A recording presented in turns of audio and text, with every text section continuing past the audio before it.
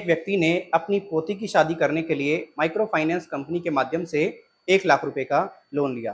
वो उसको पे नहीं कर पाया। पे ना करने का कारण ये था कि अभी फिलहाल में आप लोग जानते हैं बरसात चल रही है और बरसात के चलते लोगों के जो काम हैं वो पूरी तरीके से ठीक ठाक नहीं चल रहे हैं। जो राजमिस्त्री का काम करते हैं, लाइक जैसे कोई घर वगैरह बनाते हैं, जो इस टाइप के व्यक्ति हैं उनके काम जो है वो बहुत ज़्यादा डाउन हो जाते हैं। जब उसने उसको पे नहीं किया, उसने काफ़ी रिकवरी एजेंटों से वक्त मांगा, समय मांगा, लेकिन रिकवरी एजेंटों ने किसी प्रकार का कोई समय उसको नहीं दिया। उसको बहुत ज़्यादा प्रताड़ित किया, उसकी इज्जत पर प्रहार किया, उसके मान सम्मान को पूरी तरीके से चोटिल किया और उसको इतना टॉर्चर कर दिया, वो घर छोड़ करके चला गया अपनी पत्नी को लेकर।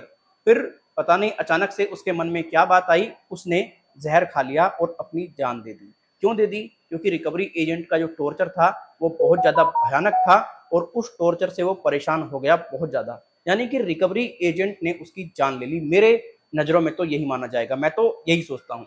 आपको ये बात जान करके बहुत दुख होगा, हमारे देश में ना अगर कोई अमीर व्यक्ति इन बैंक और एनबीएफसी का पैसा ले ले और पैसा लेकर के वो वापस ना करे तो उसका ये घंटा भी नहीं उखाड़ पाते। आपने देखा होगा, जैसे एग्जाम्पल मैं देना चाहूंगा, नीरव मोदी इंडिया से पैसा लेकर के भाग गया, आज तक भी कोई भी उसका कुछ नहीं उखाड़ पाया है। और अगर बात की जाए विजय माल्या की, विजय माल्या के ऊपर क्या चल रहा है आप लोगों ने देखा ही है, बट उसका उखाड़ तो ये कुछ नहीं पाए ना।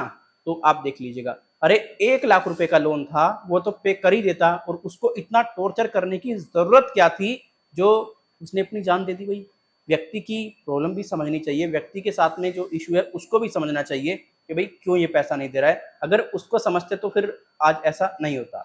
ये जो मामला है ये छपरा का बताया जा रहा है, आप न्यूज साइड में देख लीजिएगा, ये न्यूज आर्टिकल है और ये मामला आज ही का है, 6 जुलाई का, अभी लेटेस्ट ये न्यूज है।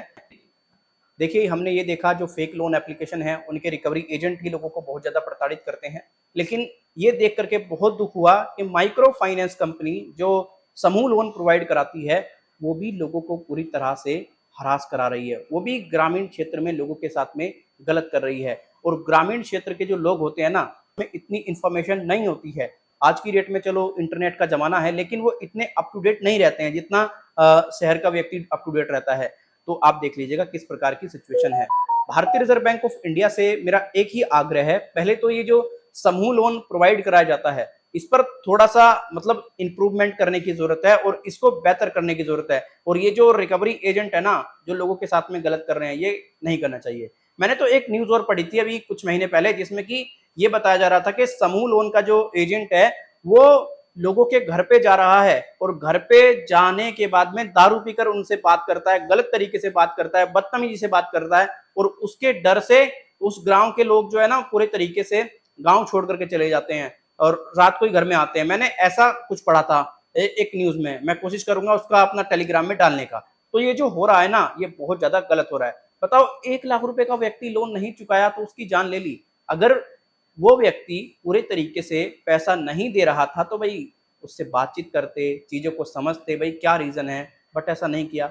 बट दोस्तों आपको डरने की जरूरत नहीं है, आपको घबराने की जरूरत नहीं है। अगर आपके साथ में कुछ ऐसा हो रहा है तो मैं आपको कुछ ऐसी बातें बताऊंगा जिनको आपको फॉलो जरूर करना है और उन बातों पर पूरी तरीके से अमल करते हुए ऐसे रिकवरी एजेंटों को जेल भेजना है। क्या करना है आपको? सबसे पहले अगर कोई रिकवरी एजेंट आपको प्रताड़ित करता है, आपको डराता है, तो आपको उसकी वीडियो बनानी है एक, ठीक है।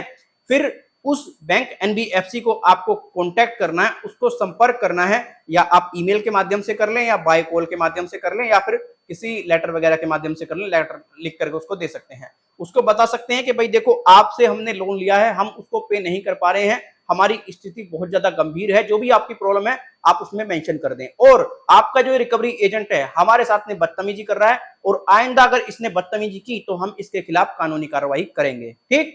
फिर आपको ये सारी चीजें वहां पर सबमिट कर देनी है और 30 दिन के अंदर अगर वो एनबीएफसी बैंक जवाब ना दे तो आपको कंप्लेंट सीधा सीधा आरबीआई के पोर्टल में जाके करनी है। आरबीआई को ईमेल भी आप कर सकते हैं, वीडियो को डिस्क्रिप्शन बॉक्स में ईमेल आईडी अपडेट करने की कोशिश करूंगा। आरबीआई के हेल्पलाइन 14448 पर भी आप कंप्लेंट कर सकते हैं। और अगर आरबीआई भी कोई हेल्प इसमें ना करे आपकी और कोई रिकवरी एजेंट आपके घर पे आ जाए, आपको डराता है, आपको धमकाता है, आपको बदतमीजी से बात करता है, तो इमीडिएटली उसकी एक वीडियो तो आप बना ही ले चुके हैं, आप थाने में जाइए और उसके खिलाफ शिकायत दर्ज करा दीजिए। आप अब ये कहेंगे यार थाने वाले तो लेते नहीं है, लोन का मामला है। जब आप वीडियो दिखाएंगे ना और वो बदतमीजी देखेंगे पुलिस वाले, तो 100% उसकी ऐसी तैसी कर देंगे। मैं सीधे शब्दों में कह रहा हूँ, 100% आपकी एफआईआर भी लिखेंगे और रिकवरी एजेंट को जेल में भी डाल देंगे वो। बिल्कुल इनसे डरना नहीं है, घबराना नहीं है, टेंशन नहीं लेनी है। अगर फिर भी कोई पुलिस वाला आपकी मदद नहीं कर रहा है, कोई भी दिक्कत है, तो आप जो उनके आला अधिकारी हैं, बड़े अधिकारी हैं, उनके पास में जाइए, वहां पर आपको हेल्प मिलेगी। ऐसे तो यार बहुत हो जाएगा, ऐसे तो ये पता नहीं कितने लोगों की जान ले लेंगे। और आपको पूरी तरीके से ये सुनिश्चित करना है, आपने लोन लिया है, कोई चोरी नहीं की है, कोई फ्रॉड नहीं किया है, कोई आपने गलती नहीं की है, आपके पास में रुपया नहीं है, पैसा नहीं है, फाइनेंशियल वीकनेस आ गई है, इस वजह से पेमेंट नहीं कर पा रहे हैं। बस सीधी बात है, जब पैसा होगा इंटरेस्ट भी देंगे, पेनल्टी भी देंगे, बट उत्पीड़न ना करा जाए, ये ख्याल आपको अपने मन में ला करके रखना चाहिए। तो ऐसी हरकत आप बिल्कुल ना करें और सुसाइड करने का तो बिल्कुल भी ना सोचें, ये एक बहुत ज़्यादा गलत डिसीजन है। और इस केस पर जो भी अपडेट आता है मैं अपने टेलीग्राम में अपडेट कर दूंगा।